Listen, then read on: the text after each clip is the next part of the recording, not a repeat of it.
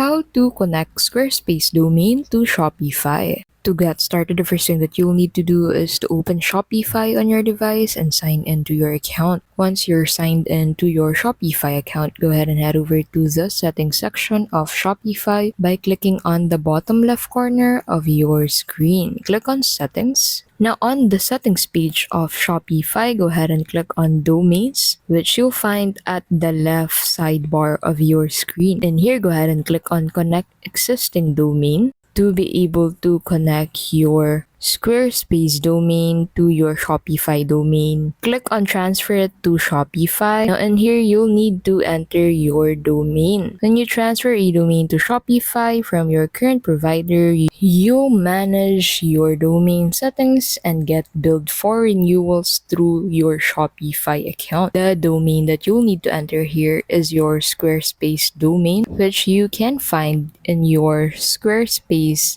account. Now, after entering the domain in this section, go ahead and click on next and continue with the next steps to be able to successfully connect Squarespace domain to Shopify.